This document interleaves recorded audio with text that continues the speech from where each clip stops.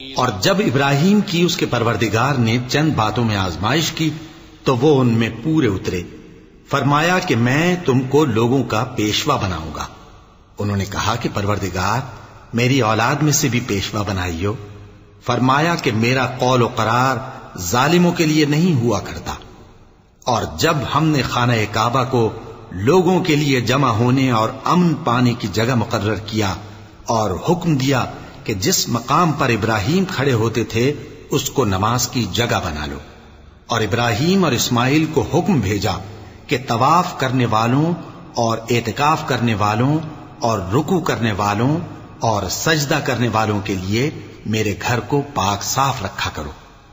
اور جب ابراہیم نے دعا کی کہ اے پروردگار اس جگہ کو امن کا شہر بنا اور اس کے رہنے والوں میں سے جو اللہ پر اور روز آخر پر ایمان لائیں ان کے کھانے کو میوے عطا فرما، تو اللہ نے فرمایا کہ جو کافر ہوگا میں اس کو بھی کچھ مدت تک سامان زندگی دوں گا، مگر پھر اس کو عذاب دوزخ کے بھگتنے کے لیے مجبور کر دوں گا، اور وہ بری جگہ ہے. اور جب ابراہیم اور اسماعیل بیت اللہ کی بنیادیں اونچی کر رہے تھے تو دعا کیے جاتے تھے کہ اے ہمارے پروردگار ہم سے یہ خدمت قبول فرما، بے شک تو سننے والا ہے جاننے والا ہے. اے پروردگار ہم کو اپنا فرما بردار بنائے رکھیو اور ہماری اولاد میں سے بھی ایک گروہ کو اپنا حکم بردار بنائیو. اور پروردگار ہمیں ہمارے طریق عبادت بتا اور ہمارے حال پر رحم کے ساتھ توجہ فرما، بے شک تو ہی توجہ فرمانے والا ہے، مہربان ہے. اے پروردگار ان لوگوں میں انہی میں سے ایک پیغمبر مبعوث کیجو جو ان کو تیری آیتیں پڑھ پڑھ کر سنایا کرے اور کتاب اور دانائی سکھایا کرے اور ان کے دلوں کو پاک صاف کیا کرے، بے شک تو غالب ہے صاحب حکمت ہے. اور ابراہیم کے دین سے کون روگردانی کر سکتا ہے بجز اس کے جو نہایت نادان ہو. اور ہم نے ان کو دنیا میں بھی منتخب کیا تھا اور آخرت میں بھی وہ نیک لوگوں میں ہوں گے. جب ان سے ان کے پروردگار نے فرمایا کہ میرے فرما بردار ہو جاؤ تو انہوں نے عرض کی کہ میں رب العالمین کا فرما بردار ہو گیا. اور ابراہیم نے اپنے بیٹوں کو اسی بات کی وصیت کی، اور یعقوب نے بھی اپنے فرزندوں سے یہی کہا کہ اے میرے بیٹو اللہ نے تمہارے لیے یہی دین پسند فرمایا ہے تو مرنا تو مسلمان ہی مرنا. جس وقت یعقوب وفات پانے لگے تو کیا تم اس وقت موجود تھے جب انہوں نے اپنے بیٹوں سے پوچھا کہ میرے بعد تم کس کی عبادت کرو گے؟ تو انہوں نے کہا کہ آپ کے معبود اور آپ کے باپ دادا ابراہیم اور اسماعیل اور اسحاق کے معبود کی عبادت کریں گے جو معبود یکتا ہے اور ہم اسی کے حکم بردار ہیں. یہ جماعت گزر چکی، ان کو ان کے اعمال کا بدلہ ملے گا اور تم کو تمہارے اعمال کا، اور جو عمل وہ کرتے تھے ان کی پرسش تم سے نہیں ہوگی. اور یہودی اور عیسائی کہتے ہیں کہ یہودی یا عیسائی ہو جاؤ تو سیدھے رستے لگ جاؤ گے. اے پیغمبر ان سے کہہ دو نہیں، بلکہ ہم دین ابراہیم اختیار کیے ہوئے ہیں جو ایک اللہ کے ہو رہے تھے اور مشرکوں میں سے نہ تھے. مسلمانوں کہو کہ ہم اللہ پر ایمان لائے اور جو کتاب ہم پر اتری اس پر، اور جو صحیفے ابراہیم اور اسماعیل اور اسحاق اور یعقوب اور ان کی اولاد پر نازل ہوئے ان پر، اور جو کتابیں موسیٰ اور عیسیٰ کو عطا ہوئیں ان پر، اور جو دوسرے پیغمبروں کو ان کے پروردگار کی طرف سے ملی ان پر، سب پر ایمان لائے. ہم ان پیغمبروں میں سے کسی میں کچھ فرق نہیں کرتے اور ہم اسی معبود واحد کے فرما بردار ہیں. پھر اگر یہ لوگ بھی اسی طرح ایمان لے آئیں جس طرح تم ایمان لے آئے ہو تو ہدایت یاب ہو جائیں، اور اگر منہ پھیر لیں اور نہ مانیں تو وہ تمہارے مخالف ہیں، اور ان کے مقابلے میں تمہیں اللہ کافی ہے، اور وہ سننے والا ہے جاننے والا ہے. کہہ دو کہ ہم نے اللہ کا رنگ اختیار کر لیا ہے، اور اللہ سے بہتر رنگ کس کا ہو سکتا ہے، اور ہم اسی کی عبادت کرنے والے ہیں. ان سے کہو کیا تم اللہ کے بارے میں ہم سے جھگڑتے ہو، حالانکہ وہی ہمارا اور تمہارا پروردگار ہے، اور ہم کو ہمارے اعمال کا بدلہ ملے گا اور تم کو تمہارے اعمال کا، اور ہم خاص اسی کی عبادت کرنے والے ہیں. اے یہود و نصارا کیا تم اس بات کے قائل ہو کہ ابراہیم اور اسماعیل اور اسحاق اور یعقوب اور ان کی اولاد یہودی یا عیسائی تھے؟ اے پیغمبر ان سے کہو کہ بھلا تم زیادہ جانتے ہو یا اللہ؟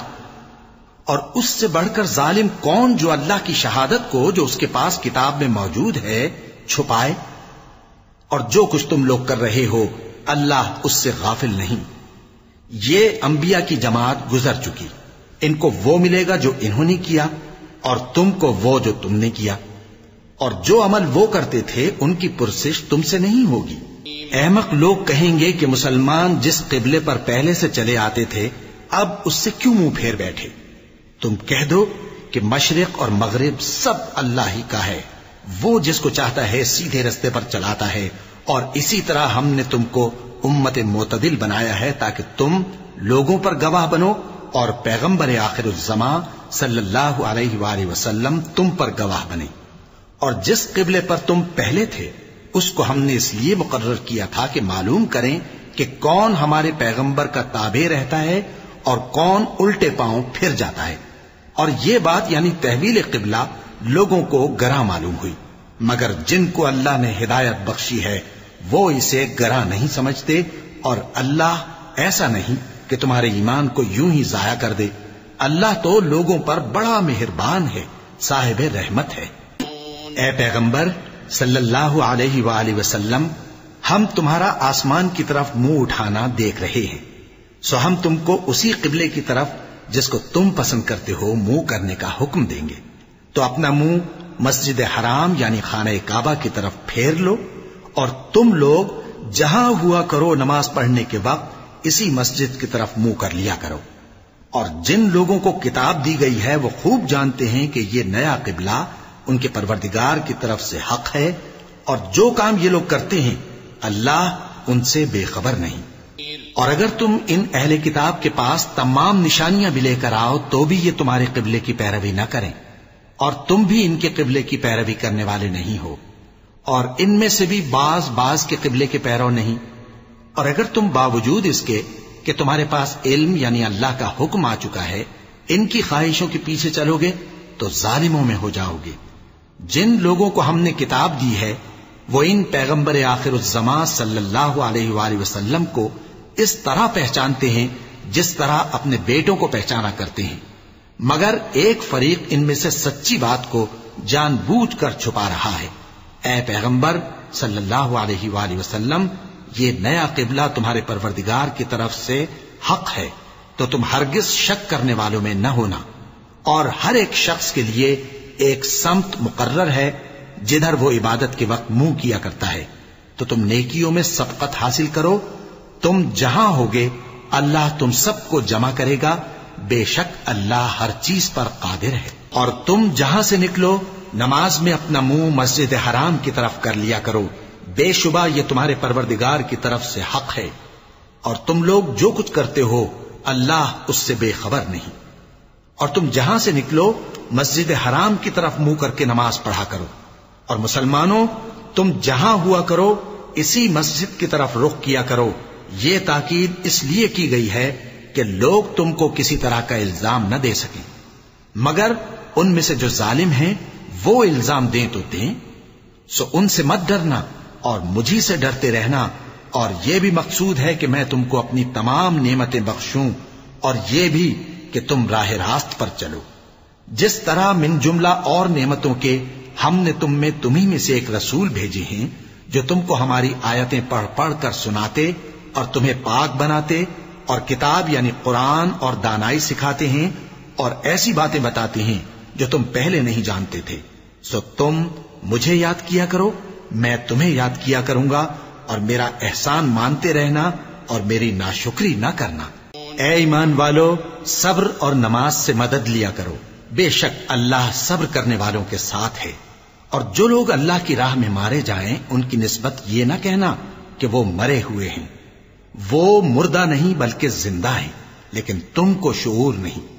اور ہم کسی قدر خوف اور بھوک اور مال اور جانوں اور میووں کے نقصان سے تمہاری آزمائش کریں گے، اور صبر کرنے والوں کو بشارت سنا دو کہ ان لوگوں پر جب کوئی مصیبت واقع ہوتی ہے تو کہتے ہیں کہ ہم اللہ ہی کا مال ہیں اور اسی کی طرف لوٹ کر جانے والے ہیں۔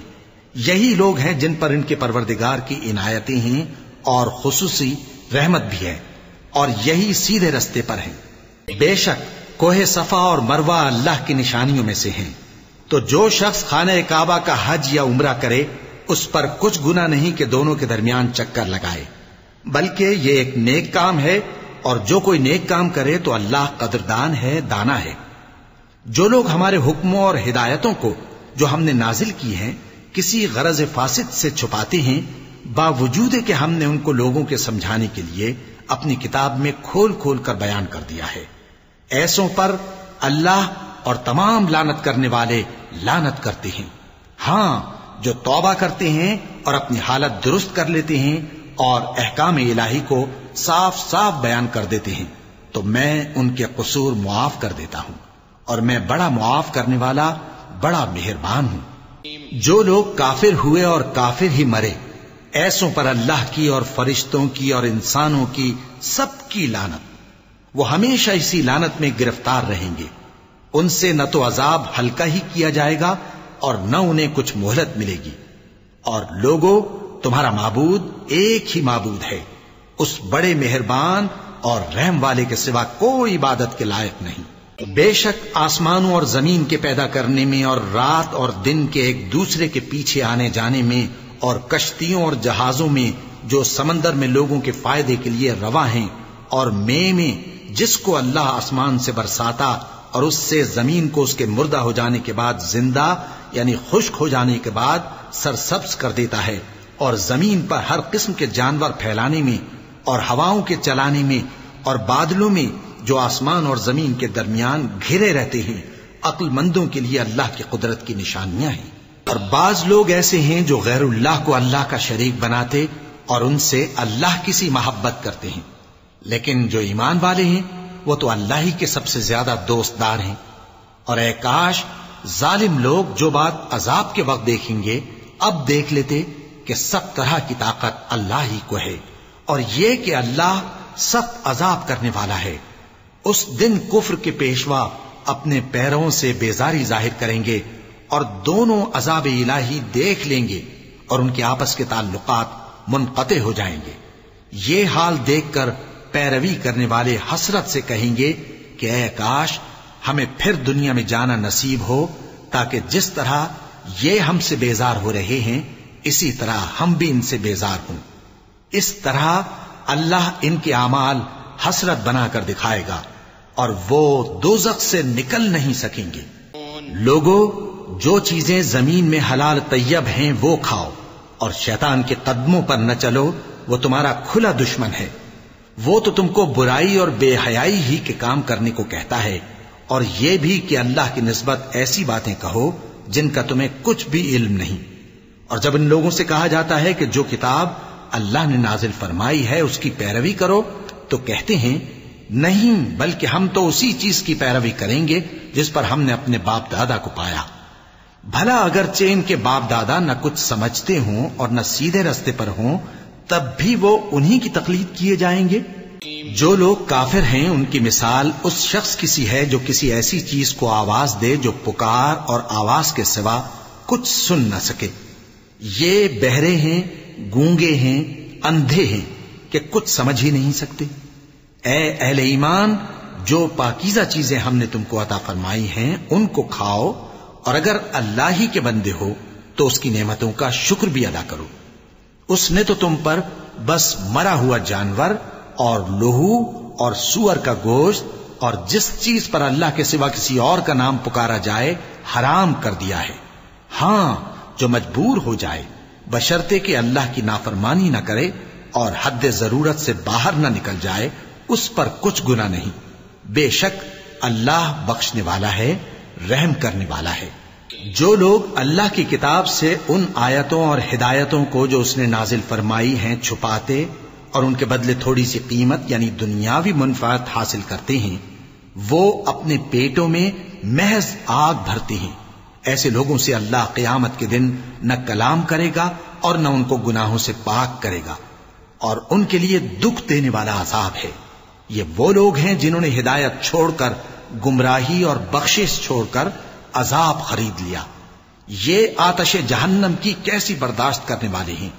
یہ اس لیے کہ اللہ نے کتاب سچائی کے ساتھ نازل فرمائی، اور جن لوگوں نے اس کتاب میں اختلاف کیا وہ ضد میں آ کر نیکی سے دور ہو گئے ہیں۔ نیکی یہی نہیں کہ تم مشرق و مغرب کو قبلہ سمجھ کر ان کی طرف منہ کر لو، بلکہ نیکی یہ ہے کہ لوگ اللہ پر اور روز آخر پر اور فرشتوں پر اور اللہ کی کتاب پر اور پیغمبروں پر ایمان لائیں، اور مال باوجود عزیز رکھنے کے رشتہ داروں اور یتیموں اور محتاجوں اور مسافروں اور مانگنے والوں کو دیں، اور گردنوں کے چھڑانے میں خرچ کریں، اور نماز پڑھیں اور زکوٰۃ دیں، اور جب عہد کر لیں تو اس کو پورا کریں، اور سختی اور تکلیف میں اور جنگ کے وقت ثابت قدم رہیں۔ یہی لوگ ہیں جو ایمان میں سچے ہیں، اور یہی ہیں جو اللہ سے ڈرنے والے ہیں۔ مومنوں، تم کو مقتولوں کے بارے میں قصاص یعنی خون کے بدلے خون کا حکم دیا جاتا ہے، اس طرح پر کہ آزاد کے بدلے آزاد مارا جائے، اور غلام کے بدلے غلام، اور عورت کے بدلے عورت۔ اور اگر قاتل کو اس کے مقتول بھائی کے قصاص میں سے کچھ معاف کر دیا جائے تو وارث مقتول کو پسندیدہ طریق سے قرارداد کی پیروی یعنی مطالبہ خون بہا کرنا اور قاتل کو خوشخوئی کے ساتھ ادا کرنا چاہیے۔ یہ تمہارے پروردگار کی طرف سے تمہارے لیے آسانی اور مہربانی ہے۔ اب جو اس کے بعد زیادتی کرے اس کے لیے دکھ کا عذاب ہے۔ اور اے اہل عقل، حکم قصاص میں تمہاری زندگانی ہے کہ تم قتل و خونریزی سے بچو۔ تم پر فرض کیا جاتا ہے کہ جب تم میں سے کسی کو موت کا وقت آ جائے تو اگر وہ کچھ مال چھوڑ جانے والا ہو تو ماں باپ اور رشتہ داروں کے لیے دستور کے مطابق وصیت کر جائے۔ اللہ سے ڈرنے والوں پر یہ ایک حق ہے۔ پھر جو شخص وصیت کو سننے کے بعد اس کو بدل ڈالے تو اس کے بدلنے کا گناہ انہی لوگوں پر ہے جو اس کو بدلیں، اور بے شک اللہ سنتا جانتا ہے۔ اب اگر کسی کو وصیت کرنے والے کی طرف سے کسی وارث کی طرفداری یا حق تلفی کا اندیشہ ہو تو اگر وہ وصیت کو بدل کر وارثوں میں صلح کرا دے تو اس پر کچھ گناہ نہیں، بے شک اللہ بخشنے والا ہے، رحم والا ہے۔ مومنوں، تم پر روزے فرض کیے گئے ہیں جس طرح تم سے پہلے لوگوں پر فرض کیے گئے تھے تاکہ تم پرہیزگار بنو۔ روزوں کے دن گنتی کے چند روز ہیں، تو جو شخص تم میں سے بیمار ہو یا سفر میں ہو تو دوسرے دنوں میں روزوں کا شمار پورا کر لے۔ اور جو لوگ روزہ رکھنے کی طاقت رکھیں لیکن رکھیں نہیں، وہ روزے کے بدلے محتاج کو کھانا کھلا دیں۔ اور جو کوئی اپنی مرضی سے زیادہ نیکی کرے تو اس کے حق میں زیادہ اچھا ہے، اور اگر سمجھو تو روزہ رکھنا ہی تمہارے حق میں بہتر ہے۔ روزوں کا مہینہ رمضان کا مہینہ ہے جس میں قرآن اول نازل ہوا، جو لوگوں کا رہنما ہے اور جس میں ہدایت کی کھلی نشانیاں ہیں اور جو حق و باطل کو الگ الگ کرنے والا ہے۔ تو جو کوئی تم میں سے اس مہینے میں موجود ہو چاہیے کہ پورے مہینے کے روزے رکھے، اور جو بیمار ہو یا سفر میں ہو تو دوسرے دنوں میں روزے رکھ کر ان کا شمار پورا کر لے۔ اللہ تمہارے حق میں آسانی چاہتا ہے اور سختی نہیں چاہتا، اور یہ آسانی کا حکم اس لیے دیا گیا ہے کہ تم روزوں کا شمار پورا کر لو، اور اس احسان کے بدلے کہ اللہ نے تم کو ہدایت بخشی ہے تم اس کو بزرگی سے یاد کرو اور اس کا شکر کرو۔ اور اے پیغمبر، جب تم سے میرے بندے میرے بارے میں دریافت کریں تو انہیں معلوم ہو کہ میں تو تمہارے پاس ہی ہوں۔ جب کوئی پکارنے والا مجھے پکارتا ہے تو میں اس کی دعا قبول کرتا ہوں، تو ان کو چاہیے کہ میرے حکموں کو مانیں اور مجھ پر ایمان رکھیں تاکہ نیک رستہ پائیں۔ روزوں کی راتوں میں تمہارے لیے اپنی عورتوں کے پاس جانا جائز کر دیا گیا ہے، وہ تمہاری پوشاک ہیں اور تم ان کی پوشاک ہو۔ اللہ کو معلوم ہے کہ تم ان کے پاس جانے سے اپنے حق میں خیانت کرتے تھے، سو اس نے تم پر مہربانی کی اور تمہاری حرکات سے درگزر فرمائی، تو اب تم کو اختیار ہے کہ ان سے مباشرت کرو۔ اور اللہ نے جو چیز تمہارے لیے لکھ رکھی ہے یعنی اولاد، اس کو اللہ سے طلب کرو اور کھاؤ اور پیو، یہاں تک کہ صبح کی سفید دھاری رات کی سیاہ دھاری سے الگ نظر آنے لگے۔ پھر روزہ رکھ کر رات تک پورا کرو، اور جب تم مسجدوں میں اعتکاف بیٹھتے ہو تو ان سے مباشرت نہ کرو، یہ اللہ کی حدیں ہیں، ان کے پاس نہ جانا۔ اسی طرح اللہ اپنی آیتیں لوگوں کے سمجھانے کے لیے کھول کھول کر بیان فرماتا ہے تاکہ وہ پرہیزگار بنے۔ اور آپس میں ایک دوسرے کا مال ناحق نہ کھاؤ، اور نہ اس کو رشوتاً حاکموں کے پاس پہنچاؤ تاکہ لوگوں کے مال کا کچھ حصہ ناجائز طور پر کھا جاؤ، اور اسے تم جانتے بھی ہو۔ اے پیغمبر، لوگ تم سے نئے چاند کے بارے میں دریافت کرتے ہیں کہ گھٹتا بڑھتا کیوں ہے۔ کہہ دو کہ وہ لوگوں کے کاموں کی میعادیں اور حج کے وقت معلوم ہونے کا ذریعہ ہے، اور نیکی اس بات میں نہیں کہ احرام کی حالت میں گھروں میں ان کے پچھواڑے کی طرف سے آؤ، بلکہ نیکوکار وہ ہے جو پرہیزگار ہو، اور گھروں میں ان کے دروازوں سے آیا کرو، اور اللہ سے ڈرتے رہو تاکہ کامیاب ہو جاؤ۔ اور جو لوگ تم سے لڑتے ہیں تم بھی اللہ کی راہ میں ان سے لڑو، مگر زیادتی نہ کرنا، کہ اللہ زیادتی کرنے والوں کو دوست نہیں رکھتا۔ اور ان کو جہاں پاؤ قتل کر دو، اور جہاں سے انہوں نے تم کو نکالا ہے یعنی مکے سے، وہاں سے تم بھی ان کو نکال دو۔ اور دین سے گمراہ کرنے کا فساد قتل و خونریزی سے کہیں بڑھ کر ہے۔ اور جب تک وہ تم سے مسجد حرام یعنی خانہ کعبہ کے پاس نہ لڑیں، تم بھی وہاں ان سے نہ لڑنا۔ ہاں، اگر وہ تم سے لڑیں تو تم ان کو قتل کر ڈالو، کافروں کی یہی سزا ہے۔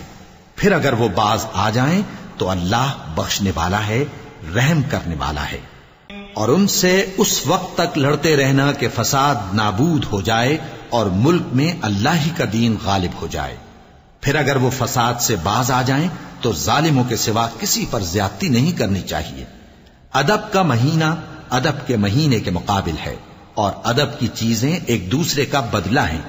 پس اگر کوئی تم پر زیادتی کرے تو جیسی زیادتی وہ تم پر کرے ویسی ہی تم اس پر کرو، اور اللہ سے ڈرتے رہو، اور جان رکھو کہ اللہ ڈرنے والوں کے ساتھ ہے۔ اور اللہ کی راہ میں مال خرچ کرو اور اپنے آپ کو ہلاکت میں نہ ڈالو، اور نیکی کرو، بے شک اللہ نیکی کرنے والوں کو دوست رکھتا ہے۔ اور اللہ کی خوشنودی کے لیے حج اور عمرے کو پورا کرو، اور اگر راستے میں روک لیے جاؤ تو جیسی قربانی میسر ہو کر دو، اور جب تک قربانی اپنے مقام پر نہ پہنچ جائے سر نہ منڈاؤ۔ اور اگر کوئی تم میں بیمار ہو یا اس کے سر میں کسی طرح کی تکلیف ہو تو اگر وہ سر منڈا لے تو اس کے بدلے روزے رکھے یا صدقہ دے یا قربانی کرے۔ پھر جب تکلیف دور ہو کر تم مطمئن ہو جاؤ تو جو تم میں حج کے وقت تک عمرے سے فائدہ اٹھانا چاہے وہ جیسی قربانی میسر ہو کرے، اور جس کو قربانی نہ ملے وہ 3 روزے ایام حج میں رکھے اور 7 جب واپس ہو، یہ پورے 10 ہوئے۔ یہ حکم اس شخص کے لیے ہے جس کے اہل و عیال مکے میں نہ رہتے ہوں۔ اور اللہ سے ڈرتے رہو اور جان رکھو کہ اللہ سخت عذاب دینے والا ہے۔ حج کے مہینے معین ہیں جو معلوم ہیں، تو جو شخص ان مہینوں میں حج کی نیت کر لے تو حج کے دنوں میں نہ عورتوں سے اختلاط کرے، نہ کوئی برا کام کرے اور نہ کسی سے جھگڑے۔ اور جو نیک کام تم کرو گے وہ اللہ کو معلوم ہو جائے گا۔ اور زاد راہ یعنی رستے کا خرچ ساتھ لے جاؤ، کیونکہ بہترین زاد راہ پرہیزگاری ہے۔ اور اے اہل عقل، مجھی سے ڈرتے رہو، اس کا تمہیں کچھ گناہ نہیں کہ حج کے دنوں میں بذریعہ تجارت اپنے پروردگار سے روزی طلب کرو۔ اور جب عرفات سے واپس ہونے لگو تو مشعر حرام یعنی مزدلفہ میں اللہ کا ذکر کرو، اور اس طرح ذکر کرو جس طرح اس نے تم کو سکھایا، اور اس سے پیشتر تم لوگ ان طریقوں سے محض ناواقف تھے۔ پھر جہاں سے اور لوگ واپس ہوں وہیں سے تم بھی واپس ہو، اور اللہ سے بخشش مانگو، بے شک اللہ بخشنے والا ہے، رحمت کرنے والا ہے۔ پھر جب حج کے تمام ارکان پورے کر چکو تو منا میں اللہ کو یاد کرو جس طرح اپنے باپ دادا کو یاد کیا کرتے تھے، بلکہ اس سے بھی زیادہ۔ اور بعض لوگ ایسے ہیں جو اللہ سے التجا کرتے ہیں کہ اے پروردگار، ہم کو جو دینا ہے دنیا ہی میں دے دے، اور ایسے لوگوں کا آخرت میں کچھ حصہ نہیں۔ اور بعض ایسے ہیں کہ دعا کرتے ہیں کہ پروردگار ہم کو دنیا میں بھی نعمت عطا فرما اور آخرت میں بھی نعمت بخشیو اور دوزخ کے عذاب سے محفوظ رکھیو۔ یہی لوگ ہیں جن کے لیے ان کے کاموں کا حصہ یعنی اجر نیک تیار ہے، اور اللہ جلد حساب لینے والا ہے۔ اور قیام منا کے دنوں میں جو گنتی کے دن ہیں اللہ کو یاد کرو۔ اگر کوئی جلدی کرے اور 2 ہی دن میں چل دے تو اس پر بھی کچھ گناہ نہیں، اور جو بات تک ٹھہرا رہے اس پر بھی کچھ گناہ نہیں۔ یہ باتیں اس شخص کے لیے ہیں جو اللہ سے ڈرے، اور تم لوگ اللہ سے ڈرتے رہو اور جان رکھو کہ تم سب اس کے پاس جمع کیے جاؤ گے۔ اور کوئی شخص تو ایسا ہے جس کی گفتگو دنیا کی زندگی میں تم کو دلکش معلوم ہوتی ہے اور وہ اپنے معافی ضمیر پر یعنی اس بات پر جو اس کے دل میں ہے اللہ کو گواہ بناتا ہے، حالانکہ وہ سخت جھگڑالو ہے۔ اور جب پیٹ پھیر کر چلا جاتا ہے تو زمین میں دوڑتا پھرتا ہے تاکہ اس میں فتنہ انگیزی کرے اور کھیتی کو برباد اور انسانوں اور حیوانوں کی نسل کو نابود کر دے، اور اللہ فتنہ انگیزی کو پسند نہیں کرتا۔ اور جب اس سے کہا جاتا ہے کہ اللہ سے خوف کر تو غرور اس کو گناہ میں پھنسا دیتا ہے، سو اس کو جہنم کافی ہے اور وہ بہت برا ٹھکانہ ہے۔ اور کوئی شخص ایسا ہے کہ اللہ کی خوشنودی حاصل کرنے کے لیے اپنی جان بیچ ڈالتا ہے، اور اللہ بندوں پر بہت مہربان ہے۔ مومنو، اسلام میں پورے پورے داخل ہو جاؤ اور شیطان کے پیچھے نہ چلو، وہ تو تمہارا کھلا دشمن ہے۔ پھر اگر تم احکام روشن پہنچ جانے کے بعد لڑکھڑا جاؤ تو جان رکھو کہ اللہ غالب ہے، حکمت والا ہے۔ کیا یہ لوگ اسی بات کے منتظر ہیں کہ ان پر اللہ کا عذاب بادل کے سائبانوں میں آ نازل ہو اور فرشتے بھی اتر آئیں اور کام تمام کر دیا جائے؟ اور سب کاموں کا رجوع اللہ ہی کی طرف ہے۔ اے پیغمبر، بنی اسرائیل سے پوچھو کہ ہم نے ان کو کتنی کھلی نشانیاں دیں، اور جو شخص اللہ کی نعمت کو اپنے پاس آنے کے بعد بدل دے تو اللہ سخت عذاب کرنے والا ہے۔ اور جو کافر ہیں ان کے لیے دنیا کی زندگی خوشنما کر دی گئی ہے اور وہ مومنوں سے تمسخر کرتی ہیں، لیکن جو پرہیزگار ہیں وہ قیامت کے دن ان سے اوپر ہوں گے۔ اور اللہ جس کو چاہتا ہے بے حساب رزق دیتا ہے۔ پہلے تو سب لوگوں کا ایک ہی مذہب تھا، لیکن وہ آپس میں اختلاف کرنے لگے تو اللہ نے ان کی طرف بشارت دینے والے اور ڈر سنانے والے پیغمبر بھیجے اور ان پر سچائی کے ساتھ کتابیں نازل کی تاکہ جن امور میں لوگ اختلاف کرتے تھے ان کا ان میں فیصلہ کر دے۔ اور اس میں اختلاف بھی انہی لوگوں نے کیا جن کو کتاب دی گئی تھی، باوجود کہ ان کے پاس کھلے ہوئے احکام آ چکے تھے، اور یہ اختلاف انہوں نے صرف آپس کی ضد سے کیا۔ تو جس امر حق میں وہ اختلاف کرتے تھے اللہ نے اپنی مہربانی سے مومنوں کو اس کی راہ دکھا دی، اور اللہ جس کو چاہتا ہے سیدھا رستہ دکھا دیتا ہے۔